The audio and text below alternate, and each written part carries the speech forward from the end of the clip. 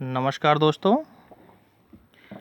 आज हम आपके लिए लेके आए हैं उत्तर प्रदेश राज्य हेतु गणित कक्षा 10 के लिए। विद्यालय बंद है इस लॉकडाउन में और काफ़ी रिक्वेस्ट भी आई है कक्षा 10 के मैथ के लिए। तो आज हम शुरू करेंगे कक्षा 10 के मैथ में त्रिकोणमिति का परिचय। तो सबसे पहले हम बताएंगे त्रिकोणमिति होता क्या है। चलिए देखते हैं।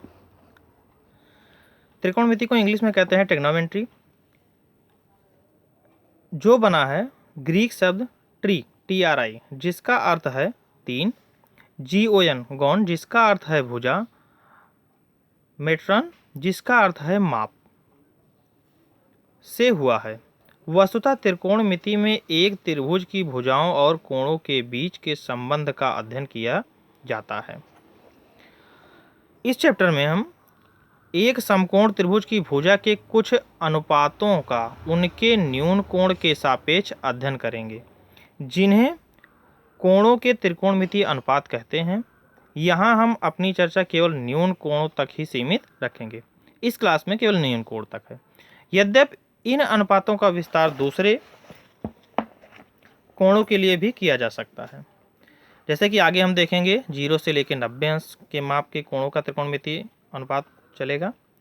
लेकिन यहाँ पे हम कुछ विशिष्ट कोणों के त्रिकोणमितीय अनुपात परिकलित करेंगे और इन अनुपातों से संबंधित कुछ सर्वसमीकाएँ, जिन्हें त्रिकोणमितीय सर्वसमीका कहते हैं, स्थापित करेंगे। चलिए देखते हैं त्रिकोणमितीय अनुपात। देखिए, त्रिकोणमितीय अनुपात में हम दो फिगर है। पहले फिगर से हम समझेंगे। दिया है इसमें एक समकोण त्रिभुज दिया है ABC, जिसमें कोण B क्या है 90 अंश है और कोण A क्या है न्यून कोण है। 90 अंश के सामने वाली भुजा को हम बोलते हैं कर्ण, और जिस कोण के सापेक्ष हमको त्रिकोणमितीय अनुपात निकालना है उसके सामने वाले को बोलते हैं, जैसे मान लो कोण A के सापेक्ष हम निकाल रहे हैं तो इसके सामने वाले को भुजा को हम बोलेंगे कोण A की सम्मुख भुजा, या इसी को हम बोलते हैं लंब। देखिए हमने यहाँ पे डिफाइन किया है, कोण A के सापेक्ष निकाल रहे हैं तो कोण A के सापेक्ष जो भुजा होगी उसको कोण A के सम्मुख भुजा कहेंगे, या इसी को हम लंब बोलते हैं। अच्छा, और कोण A का संलग्न भुजा, मतलब जो भुजा कोण A को बनाने में उपयोग हुआ है। देखिए कोण A किससे किससे बना है, भुजा AC से और भुजा AB से। तो भुजा AB जो है ये क्या है, कोण A की संलग्न भुजा है। इसको हम आधार भी बोलते हैं। किसके सापेक्ष, कोण A के सापेक्ष। यहीं अगर हम बात करें कोण C के सापेक्ष, तो कोण C के सापेक्ष इसके सामने की भुजा कौन सी होगी, AB होगी। तो कोण C के सापेक्ष AB लंब होगा और BC हमारा आधार होगा। लेकिन हम यहाँ बात कर रहे हैं कोण A के सापेक्ष। आपको क्वेश्चन में दोनों के सापेक्ष कहता है, अभी हम पहले कोण A के सापेक्ष कर रहे हैं। कोण A के सापेक्ष BC जो है लंब होगा और AB जो है आधार होगा। और आप जानते हो 90 अंश के सामने की भुजा को हम क्या बोलते हैं, कर्ण बोलते हैं। चलिए हम त्रिकोणमितीय अनुपात देखते हैं। पहला है साइन A। साइन A बराबर क्या होगा, कोण A के सापेक्ष हम निकाल रहे हैं। साइन A बराबर होगा लंब बटे कर्ण, या आप कह सकते हो आपके बुक में जो डिफाइन किया है कोण A के सम्मुख भुजा बटे कर्ण। तो कोण A की सम्मुख भुजा क्या है, BC है, और बटे कर्ण क्या है, AC है। तो साइन A बराबर क्या हो जाएगा, BC बटा AC।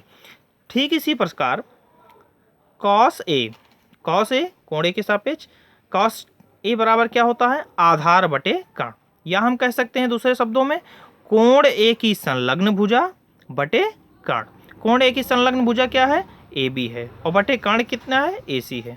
तो cos A बराबर क्या हो जाएगा, AB बटे AC। आगे बढ़ते हैं। tan A बराबर होगा लंब बटे आधार। लंब बटे आधार, लंब का मतलब क्या हुआ, कोण A की सम्मुख भुजा बटे कोण A की संलग्न भुजा। चलिए कोण A की सम्मुख भुजा क्या है, BC है, और संलग्न भुजा क्या है, AB। तो क्या होगा, tan थीटा बराबर क्या हो जाएगा, BC बटे AB। आगे बढ़ते हैं। इसी प्रकार कॉसेक थीटा बराबर होता है कर्ण बटे लंब। ध्यान दीजिएगा, साइन थीटा बराबर होता है लंब बटे कर्ण, और कौशिक थीटा बराबर होता है कर्ण बटे लंब। कहने का मतलब एक दूसरे के अपोजिट हैं। तो आप क्या कह सकते हो, एक फार्मूला यहाँ से ये भी निकल के आया है, कौशिक ए बराबर होता है 1/sin ए। अच्छा, कर्ण बटा लंब, कर्ण कितना है AC है, और लंब कहने का मतलब है ए के सम्मुख भुजा क्या है BC है। तो क्या हो जाएगा, कौशिक ए बराबर AC बटा BC। या आप कह सकते हो कौशिक क्या होगा, साइन का उल्टा होगा। देखिए साइन बराबर क्या था BC बटा AC, तो कौशिक बराबर क्या हो जाएगा AC बटा BC। चलिए इसी प्रकार सेक ए बराबर होगा कर्ण बटे आधार, जबकि हमने पढ़ा था कॉस ए बराबर होता है आधार बटे कर्ण। कहने का मतलब है जो सेक है वो कॉस का अपोजिट होगा। चलिए कॉस ए बराबर कर्ण बटा आधार, हमको पता है कर्ण क्या है AC है और आधार क्या है AB है। इसी प्रकार कॉट ए बराबर होता है आधार बटे लंब, और tan ए बराबर होता है हम जानते हैं लंब बटे आधार। तो कह सकते हैं कॉट जो है वो लंब का अपोजिट है। चलिए तो कॉट ए बराबर क्या हो गया AB बटा BC। थोड़ा हम फास्ट चल रहे हैं नहीं तो वीडियो लंबा हो जाएगा। एक फार्मूला आपको और यहाँ पे जानना है जो आप 9th से यूज करते आ रहे हो, पाइथागोरस प्रमेय। ये लगता है समकोण त्रिभुज में। क्या होता है पाइथागोरस प्रमेय, कर्ण पर बना वर्ग जो है बराबर होता है किसके, लंब पर बने वर्ग और धन आधार पर बने वर्ग के बराबर होता है। कह सकते हैं कर्ण का वर्ग बराबर होता है लंब का वर्ग धन आधार का वर्ग। चलिए आगे देखते हैं। अब आप आ जाइएगा चैप्टर प्रश्नावली 8.1 पे,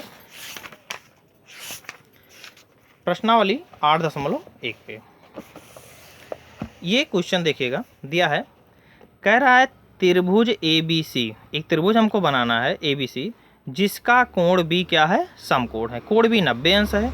हमने बना लिया, यहाँ पे एक त्रिभुज बनाया, देखिए ABC जिसमें कोण B क्या है 90 अंश है। आगे देखते हैं क्या कह रहा है, AB बराबर 24 सेंटीमीटर। अब देखिएगा AB बराबर 24 सेंटीमीटर, हम कह सकते हैं कोण A के सापेक्ष AB क्या है, आधार है, 24 सेंटीमीटर है। BC बराबर कितना है, 7 है, BC बराबर 7 है। और हमको निकालना क्या है, पहला निकालना है साइन A और कॉस A। पहला पॉइंट हमको निकालना, पहला सॉल्यूशन निकालना है साइन A और कॉस A। हम जानते हैं साइन A और कॉस A कैसे निकलेगा, आप जानते हो, अभी आप पढ़े हो, साइन A बराबर होता है लंब बटे कर्ण और कॉस A बराबर होता है आधार बटे कर्ण। जबकि इसमें हमको क्वेश्चन में केवल लंब दिया है और आधार दिया है, तो कर्ण कैसे निकलेगा। अभी हमने आपको फार्मूला बताया था पाइथागोरस का प्रमेय, क्या था, कर्ण का वर्ग बराबर लंब का वर्ग धन आधार का वर्ग। कहने का मतलब आप अपने फिगर से देखिएगा, तो कर्ण क्या है AC का वर्ग बराबर होगा AB का वर्ग धन BC का वर्ग। AB हमारा दिया है 24, तो यहाँ हमने किया 24 का वर्ग धन BC दिया है हमारा 7, तो 7 का वर्ग, 24 का वर्ग होगा 576 और 7 का वर्ग होगा 49। दोनों का हम जोड़ेंगे आएगा 625। और हम जानते हैं, आप लोग छोटे हो फिर भी निकालिएगा, 625 जो होता है वो 25 का वर्ग होता है, तो AC का वर्ग बराबर 25 का वर्ग, तो AC बराबर कितना हो जाएगा, यहाँ 25 हो जाएगा। ठीक है ना। चलिए हम निकालते हैं, तो साइन A बराबर क्या हो जाएगा, लंब बटा कर्ण। देखिएगा A के सापेक्ष BC क्या है, लंब है, तो साइन A बराबर क्या हो जाएगा, BC बटे कर्ण AC, BC बटे AC।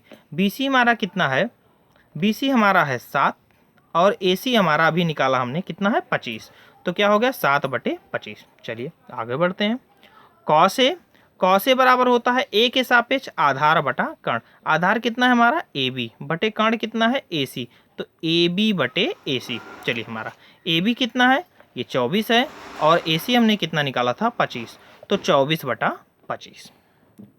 ठीक ना। अच्छा, अब उसके बाद दूसरा ऑप्शन दिया था A के सापेक्ष हो गया। अभी हमने आपको कहा था कि A के सापेक्ष भी पहुंचता है और C के सापेक्ष भी पहुंचता है। अब देखिए दूसरा सेकंड ऑप्शन दिया है साइन C और कॉस C। चलिए देखिए C मतलब A के सापेक्ष हमने सॉल्व कर दिया, अब C के सापेक्ष, अब C के सापेक्ष हमने दूसरा फिगर बना लिया। आप उसी में भी कर सकते हैं, लेकिन समझने के लिए गलती ना हो इसलिए हम दूसरा फिगर बनाते हैं। दूसरा फिगर हमने बनाया, कोण C के सापेक्ष कर्ण वही होगा जो यहाँ पे कर्ण निकला, कितना निकला था कर्ण हमारा 25 निकला था, यहाँ हमने कर्ण को 25 कर दिया। फिगर सेम रहेगा, वही फिगर यहाँ पे रहेगा, फिगर में कोई चेंजिंग नहीं करनी है, बस केवल जो कोण A के सापेक्ष निकाले थे वही हम कोण C के सापेक्ष निकाल रहे हैं। चलिए तो कोण C के सापेक्ष उसके सम्मुख भुजा क्या होगी, AB, या कह सकते हो लंब, और इसकी संलग्न भुजा कौन सी होगी, BC, जिसको कह सकते हो आधार। काण आपका 25 है, तो सी के सापेक्ष लंब 24 हो जाएगा और आधार 7 हो जाएगा। अब देखिए क्या निकालना है, साइन सी। साइन कोण सी बराबर हो जाएगा सी के, ओ यार